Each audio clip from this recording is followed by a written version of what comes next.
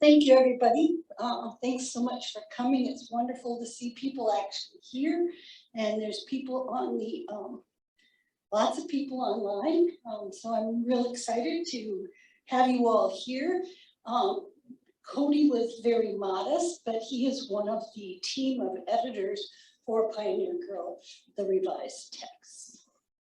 So, you can ask him questions as well later on. But as I said, I want to thank everybody for being here, and I want to start. Am I up? I can get you. I'm going to start today with a little background information about the Pioneer Girl Project. 12 years ago, that would have been 2009, the South Dakota Historical Society Press began a year of negotiations with the Laura Ingalls Wilder estate that resulted in our earning the right to annotate, thank you, Cody, and publish Wilder's handwritten draft of her autobiography, which she called Pioneer Girl. What does annotate mean? Annotate means to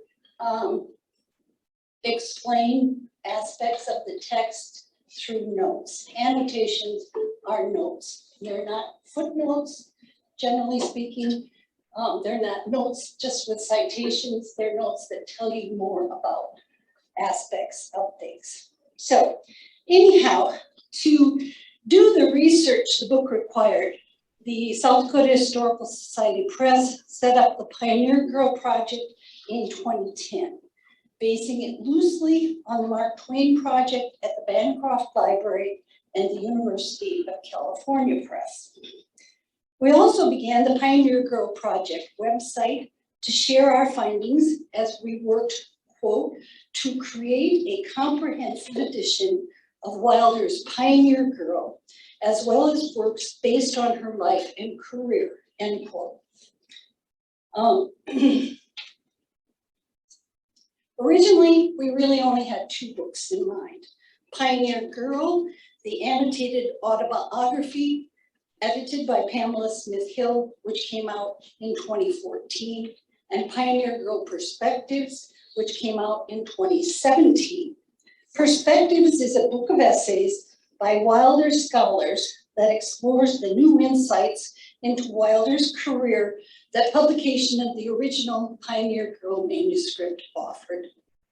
But as we worked with the written manuscript from 2010 to 2013, as well as with the huge volume of manuscript material,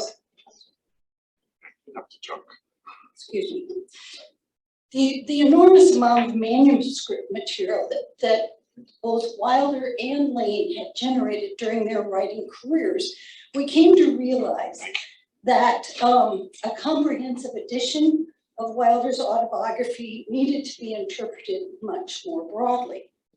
After all, Pioneer Girl contains the seeds of all Wilder's best-selling novels, the Little House books, and the roots of Lane's two best-selling novels, Let the Hurricane Roar and Free Land. So in 2013, the press began to negotiate with the Little House Heritage Trust for the rights to publish two additional books. The third book, which was released on October 15, it's not working, Cody.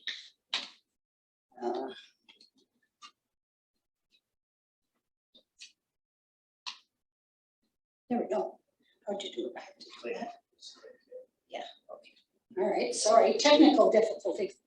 The third book, which was released on October 15, is called Pioneer Girl, the Revised Text. And it contains the three revised versions of Pioneer Girl that Lane typed and edited for her mother during the 1930s. During 1930, actually. The fourth book, which will be titled Pioneer Girl, The Path into Fiction, will collect and study all the manuscripts that derive from the Wisconsin chapter of Wilder's autobiography and ultimately become Wilder's first novel, The Little House in the Big Woods. But tonight, I'm talking about Pioneer Girl, the Revised Text. This new book compares the edited, typed versions of Wilder's memoir. 3 edited versions survive. and the book's focus is often on the relationship between Wilder as author and Lane as editor. The story begins in 1930 as Rose Wilder Lane sits down to edit her mother's manuscript.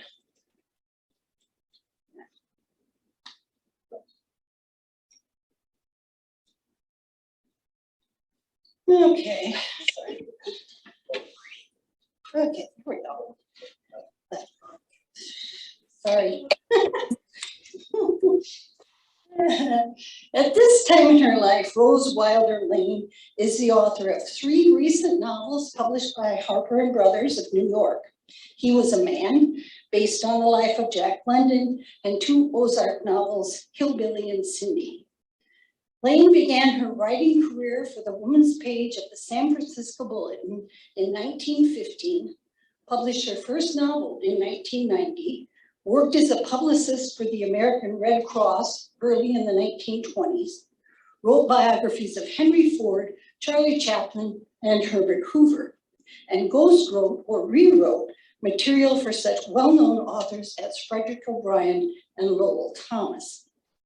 She kept company with national magazine editors and rubbed elbows with well-known novelists such as Sinclair Lewis and Sherwood Anderson. She was an established writer and editor who had a network of friends in the literary and publishing world. Oh boy. You gotta help me out.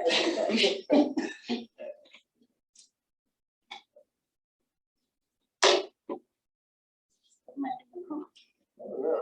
It's being weird. Let's try this. Should be good to go now. So next slide. Please. Hey, Okay. should just be able to use those guys. All right, let's Just see. got a little Started wonky. out that way. but no, Got gummed up. got gummed up. Okay. Her mother, Laura Ingalls Wilder, on the other hand, had a modest career as a writer for the Missouri Ruralist, a farm newspaper published in Missouri, the location of the Wilders' Ozark farm. Wilder began contributing articles in 1911, and by the end of her career in 1924, supplied a regular column of advice and commentary for the ruralist called As a Farm Woman Thinks.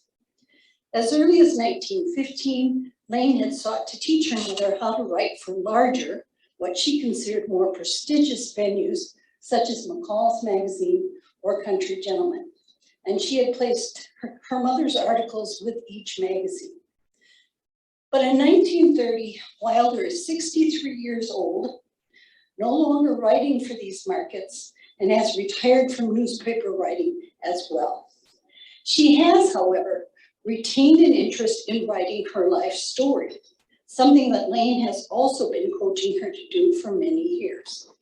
And in 1930, when we take up our story, Wilder has finally presented Lane with a readable copy of her memoir in 6 Big Chief or 50-50 tablets from the Missouri, Springfield, Missouri grocery store.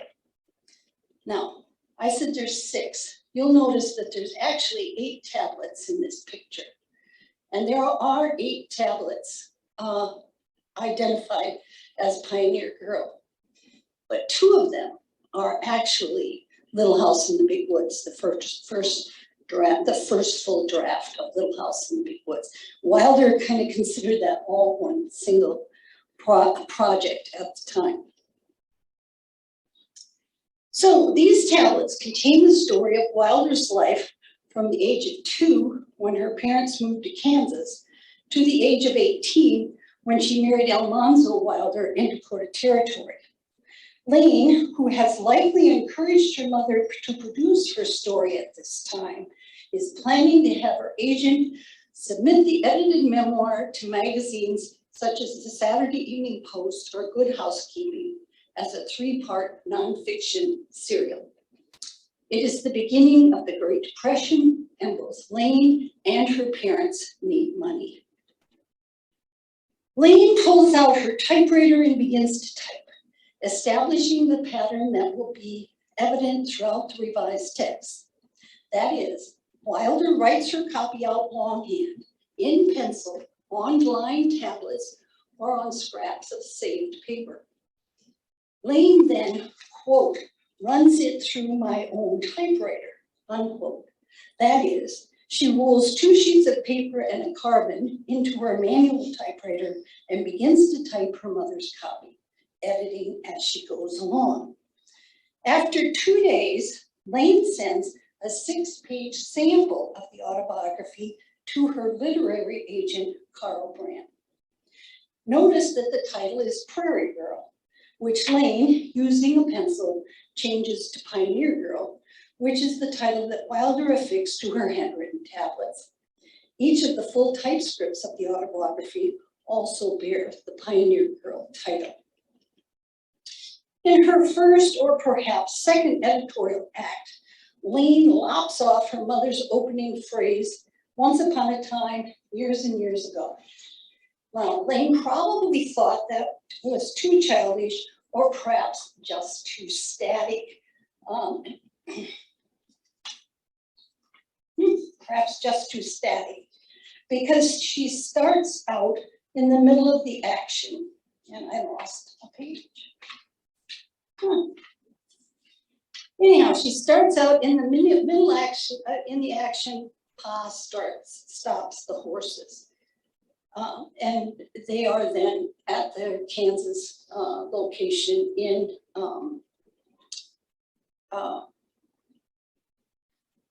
Kansas. Sorry. Well, what I need to tell you about this part of Wilder's or Lane's editing is that she didn't do a whole lot. What she did was she transposed sentences. She added some dialogue when she thought that would help things move along. She changed grammar and spelling, improving it in most cases, but once in a while she introduced errors of her own. For example, she consistently, and this just kills me, she consistently misspelled weasel, as in Pop Goes the Weasel. She misspelled it every time, but her mother had it right every time. So the most important thing that Wilder does in this first manuscript is she starts to add some of the emotion that her mother had left out. Her mother considered the pioneers to be a stoical bunch. And so there's very little emotion written into her handwritten manuscript. So Lane starts to add some of that in, which is an important component. So anyway, after typing this for 8 days, she sends it off to her editor, or off to Carl Brandt, her literary agent, who has instructions to try and sell it to the magazines. He returns it within 5 weeks as unsaleable. He cannot sell this manuscript, he says. So at that point, Wilder takes out her pencil and begins to create another typescript. The first typescript, by the way, which is this one right here, is called the Brandt text, and it's named after Carl Brandt, her literary agent. And the next manuscript that she's going to create is called Brandt Revised, because here, as on page 10, she takes out her pencil and begins to edit it with a pencil. And this page here, I believe, shows you the first tentative steps that will ultimately result in Juvenile Pioneer Girl, which is a 22-page manuscript that will in time lead to Wilder's first novel. And here you can see that Lane has changed Wilder's me and I into Laura, taking it from first person to third person. Lane, however, quickly abandons her pencil in favor of her typewriter as her chief editorial tool and creates a second, now re-edited typescript, which is known as the Brandt Revised text. But at some point, she again takes out her pencil and pen and begins to connect some episodes that seem to belong together. She encourages Wilder to provide more detail, and Wilder writes out song lyrics and additional anecdotes on separate sheets of scrap paper for Lane to include in various sections of the manuscript. The Brandt revised text, which Lane worked on from the 31st of July to the 2nd of September, is thus a working manuscript.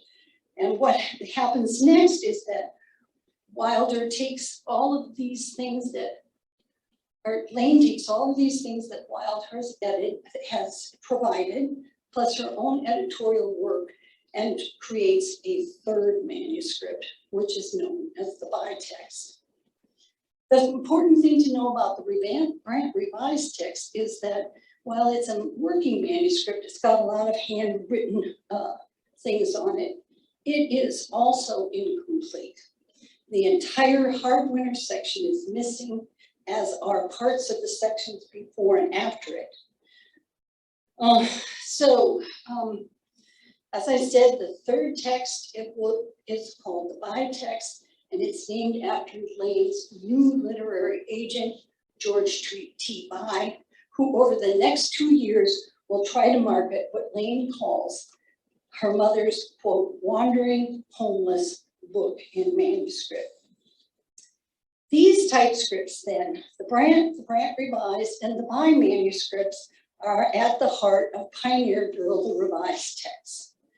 We have produced each of the texts in their entirety and set them side by side so that readers can make comparisons between them. And I want to just say that the person who designed this incredible book is Rich Hindle, who's with us tonight, I believe. And it's his design that enables the book enables the reader to follow it side by side. We actually started typesetting this book as many as 4 years ago, because it's so complicated that it just took much more creative talent on everybody's part than we thought it would. If you look here at these pages, you'll see there's a small gap here on the left-hand side, and that gap allows the different parts of the text to line up. So this is a small gap. This is the very first page of this manuscript. The gaps will be huge at some points. So it's a little bit, it's a complicated book. I'll say no more. And thank you to Rich Hindle and Sing Information Systems for their good work on the book.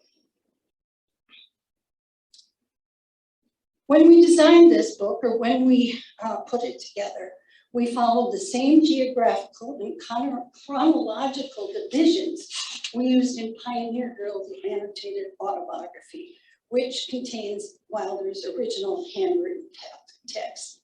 Thus, the revised text is designed to be used with the annotated autobiography on one side and the relevant Little House book on the other.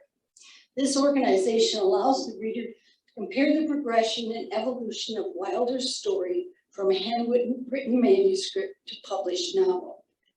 In the fourth column, clear over here, we have provided annotations that track many of the interchanges between Wilder as author and Lane as her editor. Not only in this initial round of the editing, but throughout the editing of the Little House series. So we point out changes large and small that occur between the revised texts. Where possible, we also chart the trajectory of a story from Wilder's memoir to her revised memoir, to her handwritten draft, to rough or polished draft, to printed book.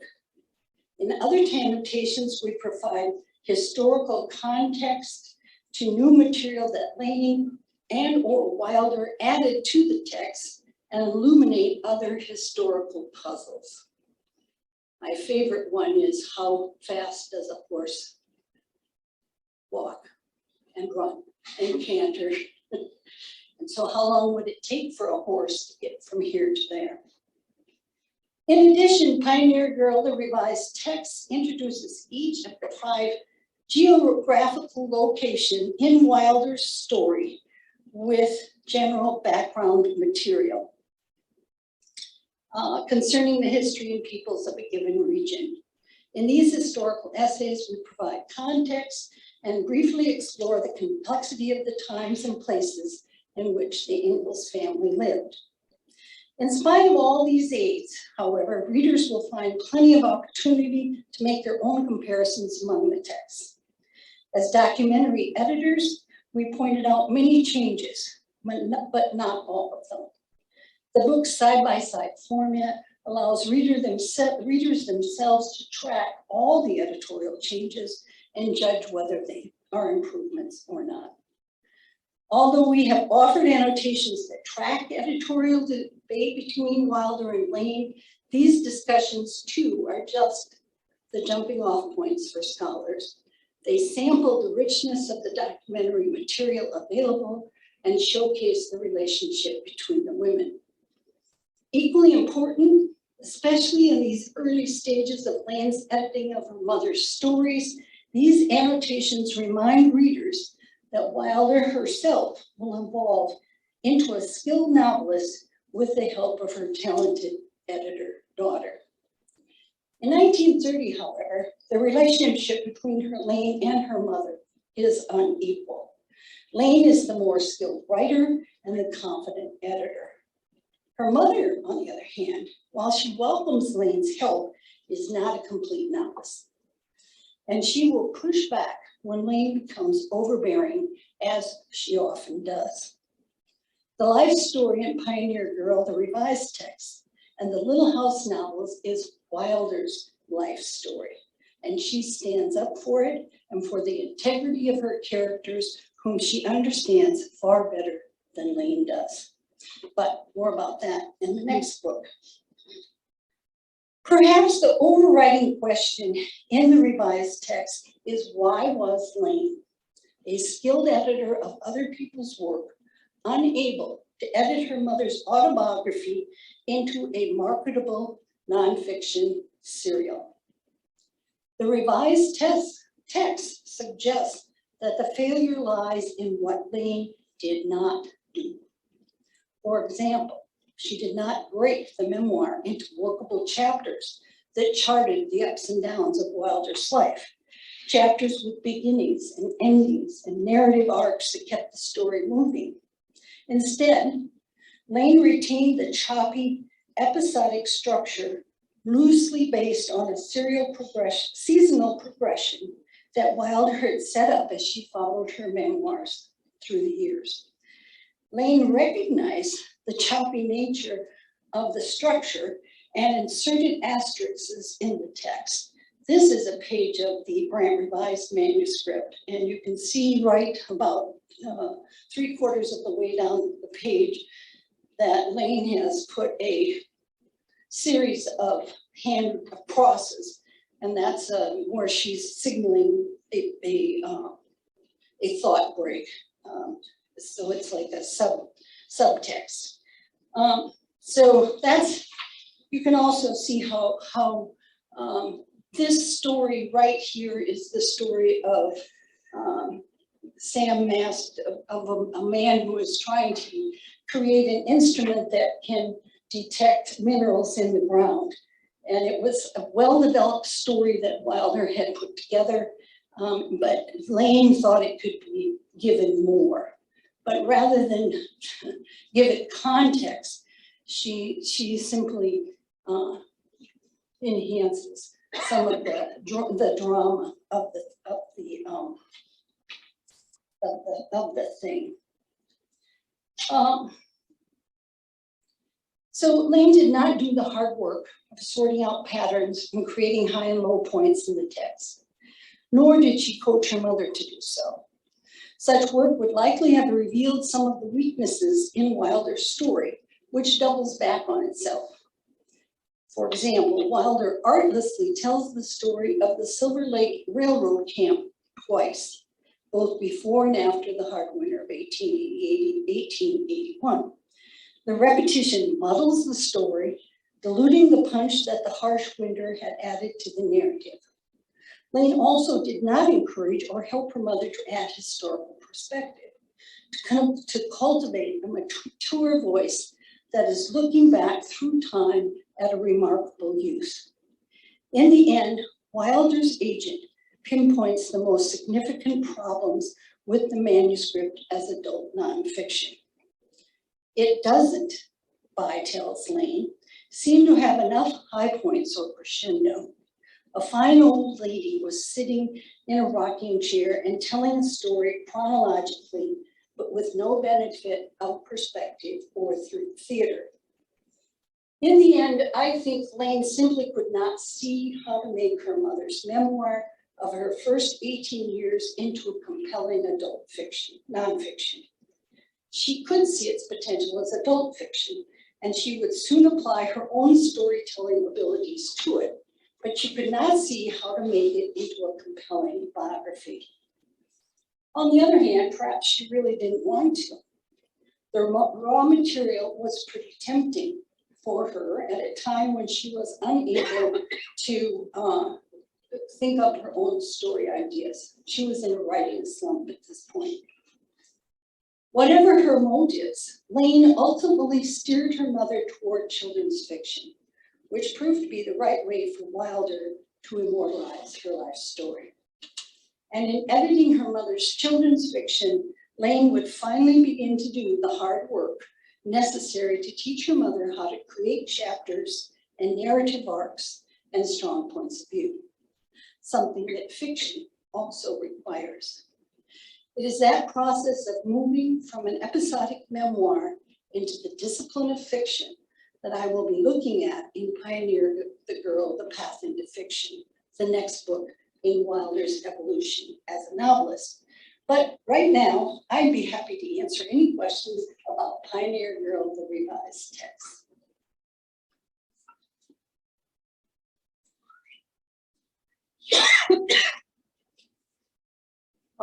Just does it go through her, how a period of time that it goes through for Laura Ingalls Wilder, What the revised text? Yeah, I mean, Well, it starts roughly in 1930 when she hands her daughter her handwritten tablets. right. And it will be, well, from here, I suppose you'd say it goes through to the publication of Little House in the Big Woods, which was in 1932. Okay.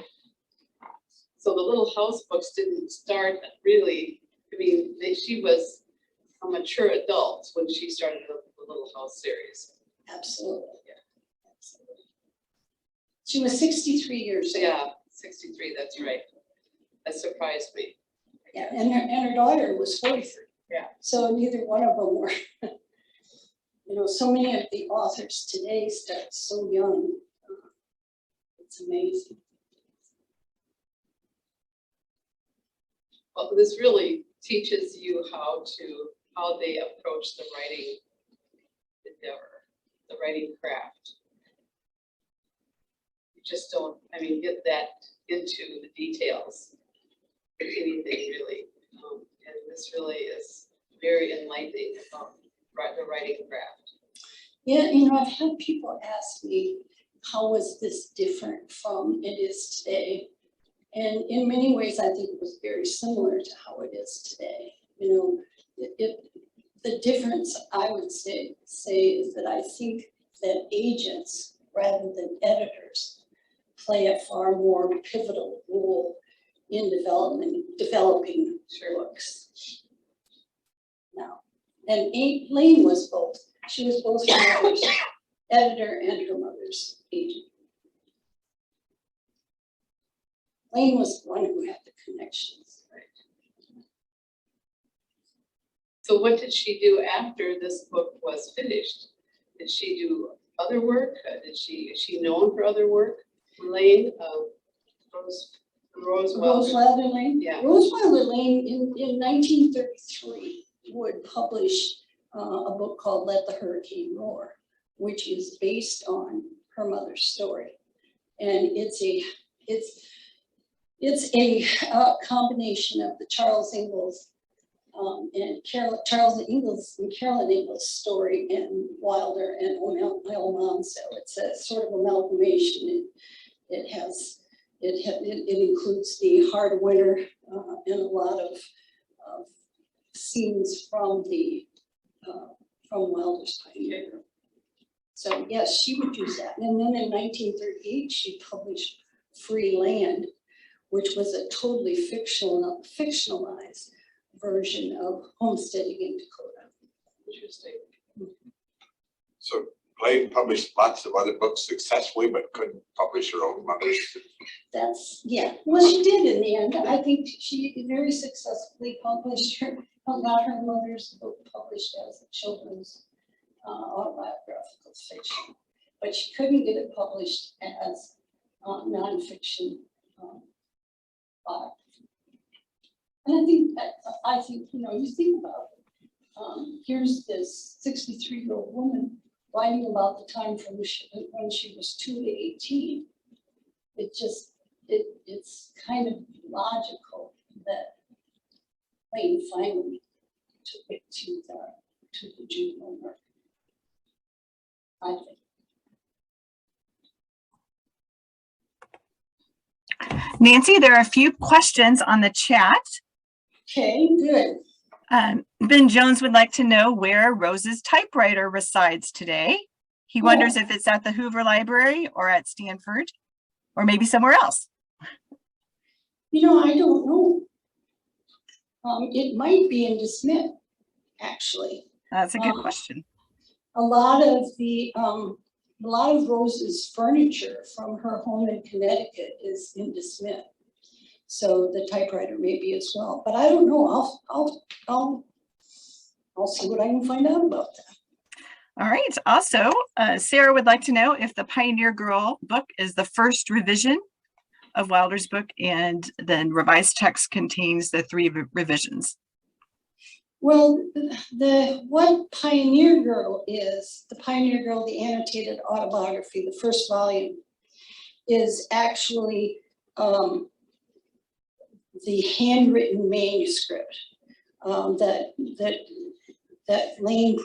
Wilder presented to Lane in 1930. Now, is that a first edition, or is that the first draft of that? I doubt it. I think it's a pretty polished draft that Wilder worked at and had written out in pretty clean copy before she gave it to Lane. So Michelle's wondering, this is kind of a follow-up to that, did her original tablets with drafts still exist? Yes, they do. And those are in the archives at the Hoover Presidential Library, right? Well, Or some Mansfield. The tablets are in the Laura Ingalls Wilder Home and Museum Association in Mansfield, Missouri. They're Great. part of their collection. And Connie is telling us that the Rose's typewriter is at DeSmet and another in Mansfield.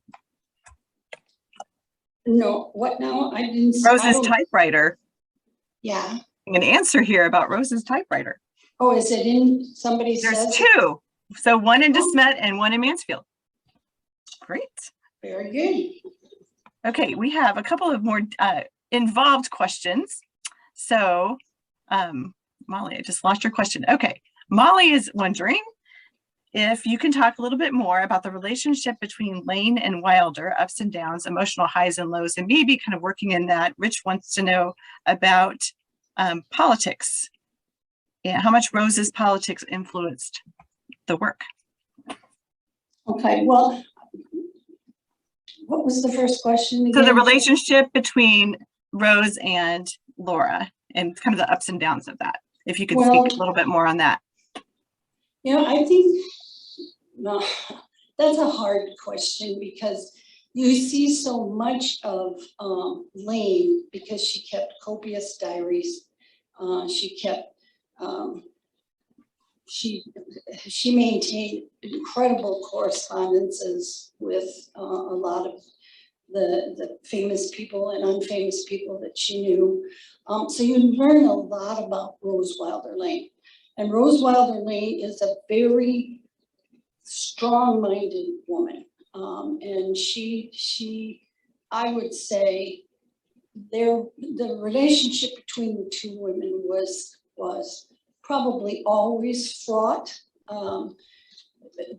from the time that Rose was a small child until the end of Wilder's life. I've said this before, I'm not a psychologist. I don't really like to speculate on what's going on with these two women in their personal lives, but because they are so fraught. But I think somebody who addresses that question probably fairly well is Carolyn Fraser in her book, the Prairie Fires, The American Dreams of Laura Ingalls Wilder. She thinks that Rose was traumatized by her youth and spent a lot of time getting back at her mother. That's the sort of thing I really don't care to speculate on myself. Now, politics and how did the politics work between the two of them? I would say that Rose Wilder Lane probably learned her politics at her mother's knee, but always took it a lot further than her mother may have intended. But they pretty much agreed on things. Neither one of them liked Roosevelt, Franklin Delano Roosevelt. They thought that the US went awry during the Depression. And but I think, I think some people speculate that Rose added a lot of politics to the novels, and perhaps in some of the more overt politics, yes, she made that may have been her influence. But the underlying ideas, I think, are Wilder's. All right, another question, Nancy. What are some of the best or most surprising reactions you've received regarding the Pioneer Girl series? And she says new, so maybe you could differentiate between the first two books and this new book. Well, it's pretty early to have reactions about this new book. Frankly, I don't have much feedback yet. People tell me they love the annotations, they love reading all those things.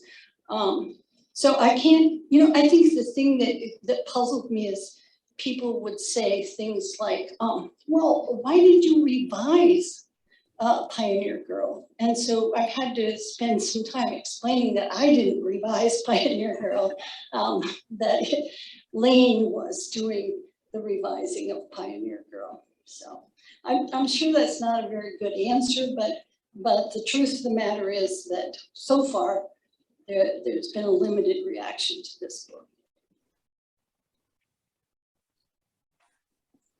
But I'm eager for it. If anybody's got something to share. Anything surprising in the reaction to the Pioneer Girl annotated autobiography?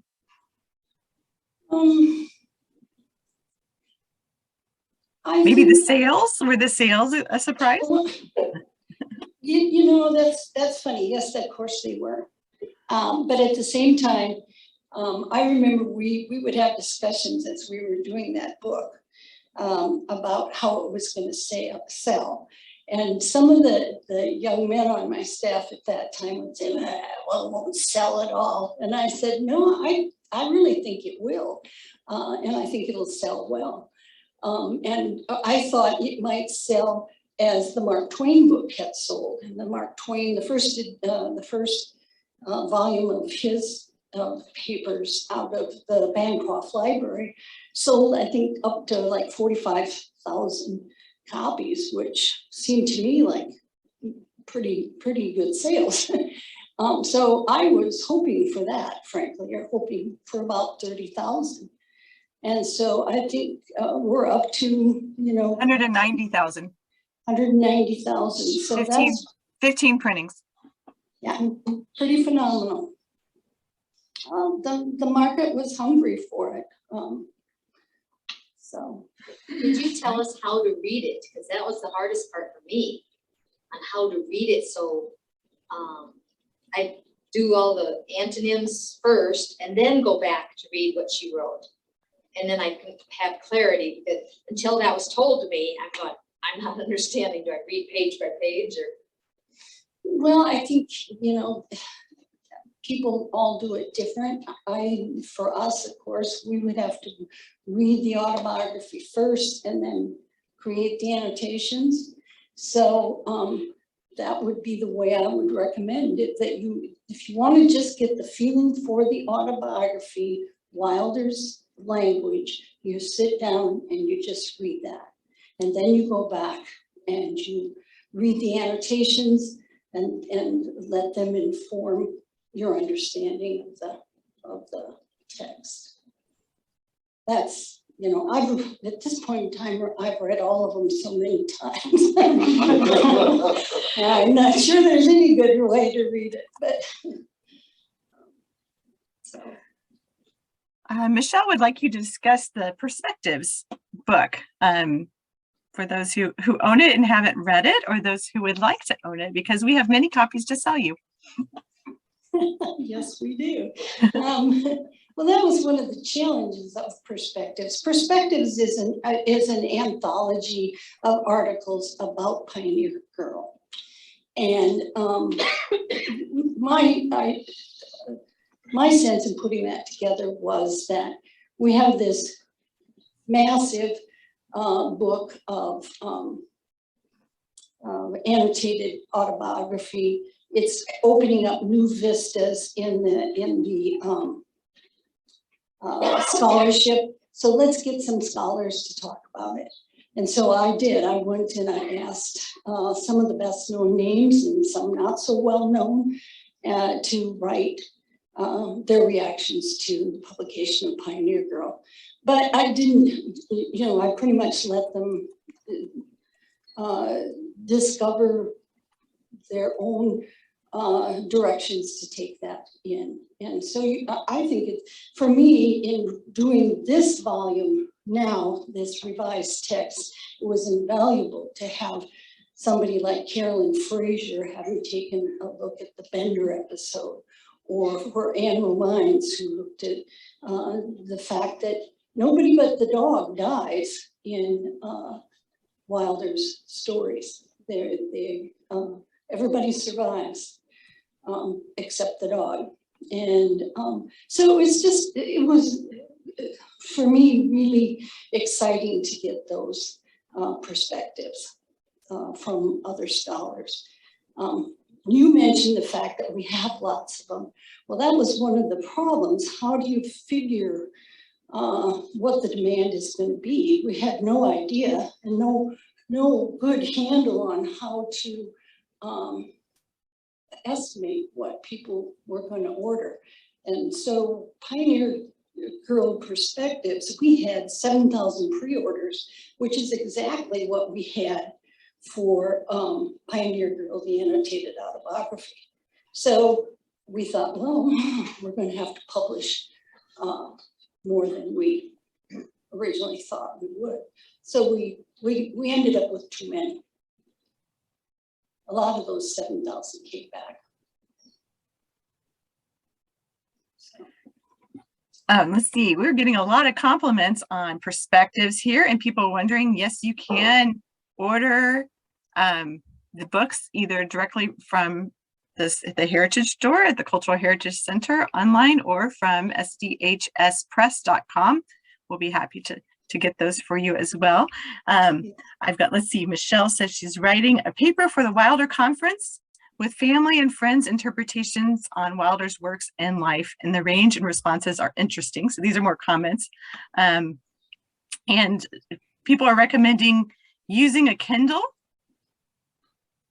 to have Pioneer Girl on the Kindle, and then you can read manuscripts straight through, sounds like, and hover over notes. So some nice advice on how to read these that are in the chat. And I don't see any other questions. Thank you for those compliments about perspectives. We've got Susan C says highly recommend. It was an excellent read, and I agree with that completely. An excellent read. Thank you. Thank you. I thought so too. I would like to note, while you're thinking of other questions, that we do have a Wilder related presentation coming up on February 10th, same format with Cindy Wilson and her book, A Beautiful Snow, which is a lot of the things that happened around the long winter. So that's a very exciting thing to look forward to.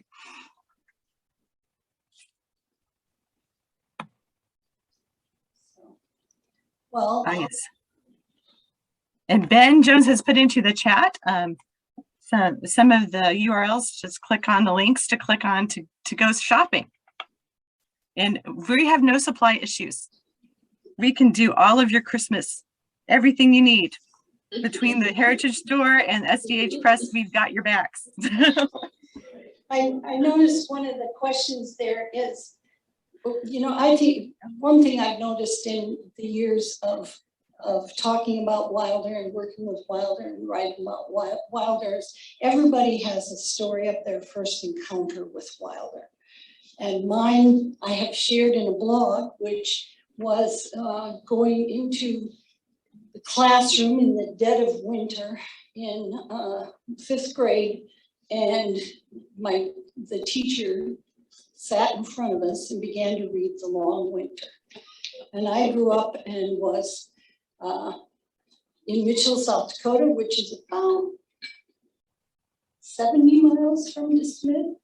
So for me, this was just, oh man, it's my own history right there in a kid's book. It was very exciting to have.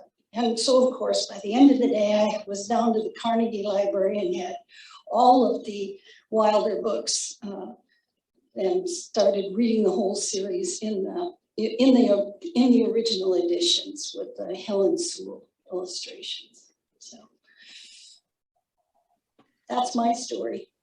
So Nancy has written a lot of really fascinating episodes surrounding this work on the Pioneer Girl Project blog. And so you can go to pioneergirlproject.org. Is that right? .org? Yep. I think that's right. Project, yes. And you can go back and read 6 years worth of blogs. They're really fun. Yeah. Lots of fun. Let's see. Are the original copies of Wilder's books available? Well, yes, they are, but they come at a premium. The Helen Sewell illustrated books, you can get them online at used book sellers like abebooks.com. It's abebooks.com. And you know, if you want a first edition of one of Wilder's books, it's going to cost you. A first edition with a dust jacket is going to cost you about $1,500 and going up from there. But even some of the, you know, later printings can be very expensive. They're just, if you just want a reading copy, you can get them inexpensively. So yes, they are still available, but they've been well loved through the years, many of them. So if they're affordable, they've got fingerprints and jelly sandwiches and what have you interleaved in the pages. So.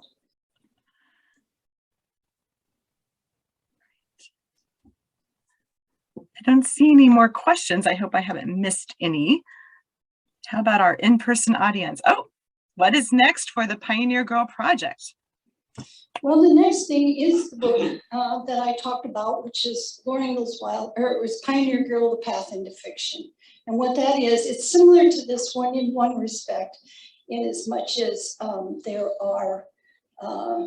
it's an examination of the text. We start with Juvenile Pioneer Girl and we go through various drafts, and then you end with the Little House in the Big Woods. And so it's a comparison of those texts. And as you know, as you learned in this book, revised text, Lane has taken her mother's story at a certain point and kind of made what she called a picture book out of it. And so we're going to examine that picture book, and we're going to examine the next phase of that book and Wilder's editing of the whole process. So it's pretty fascinating. I've started work on it already, of course, and I'm learning a lot, and so I'm excited about it. I think it's really going to be this book. I felt had to be done. This one on the revised text, because you have to know the evolution. But the next one, I think, is really the more exciting book to me. There is a couple of questions here about, have you looked past the path into fiction for future possible projects? And there's a suggestion that a companion publication for each novel would be quite popular. Yes, I quite agree. That's a possibility, but it took us so long to get this one done. I just feel that you have to take them one step at a time now. But I quite agree. I think that a textual study of each of the books would be a good continuation. There is also a comment about comparing the styles of Sewell and Garth Williams in their depictions and their illustrations. And if you have any thoughts on the different approaches that they brought to the novels. They're just day and night almost. I think, I can't remember, one of the authors in Pioneer Grove Perspectives, might be Michael Hearn, talks about the fact that Sewell was known for a kind of fairy tale style. It's that almost woodcut style that evoked the fairy tale premise, the deep dark woods. She had done a number of things for fairy tale books, including she had done illustrated Cinderella and some other fairy tales. And so that apparently was what HarperCollins was going for when they hired Sewell to do that.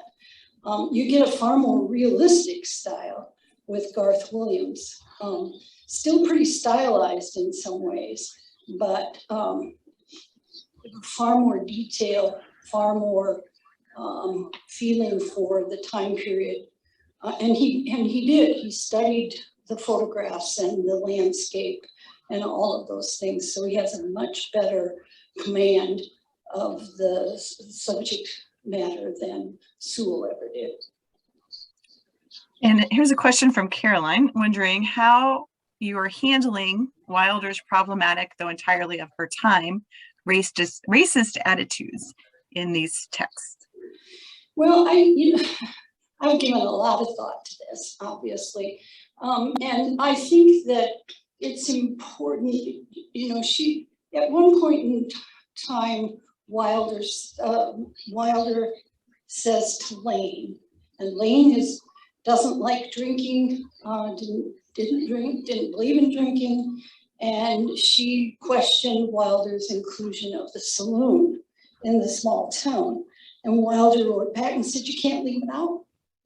It wouldn't be true to the time. And I think that's exactly what's also the case about the racism and prejudice. I also think it's important to recognize that Wilder is pretty nuanced in her treatment of those issues. There's levels.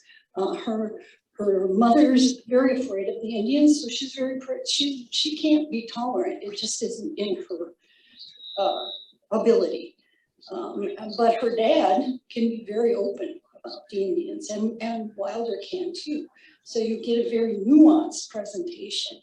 And I personally don't believe that you can say that Wilder's personal attitudes are very racist. I think she's very careful in how she portrays the American Indians.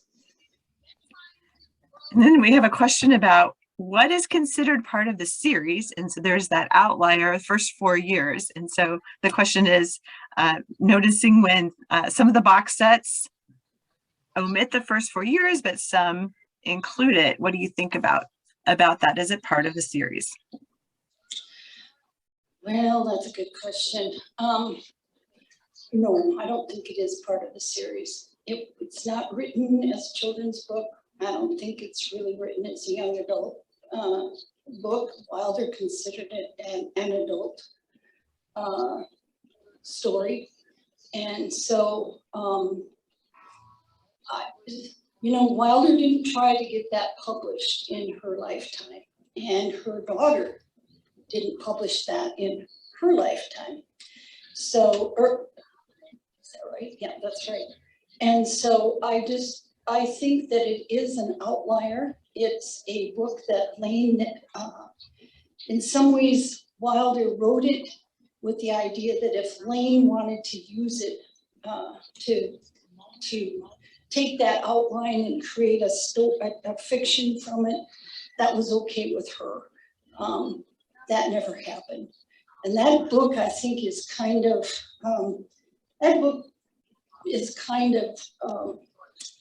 a bouncing ball between those two women. It's a point of controversy. And so no, I don't think it's part of the series. Well, I think this will be the last question, which could go on for a long time. Is there still a lot of active scholarship on Laura Ingalls Wilder? Well, yeah, I really think there is a lot of active scholarship. There was a new series of literary criticism on Wilder that came out in, I think it was 2019, the summer of 2019. I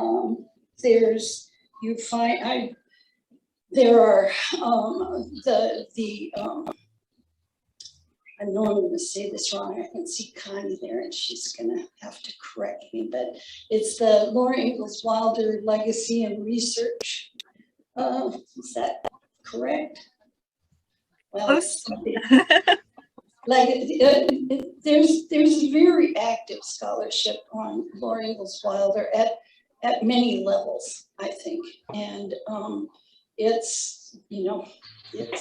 we're still working on it, and people are still interested. I think it's got a good future.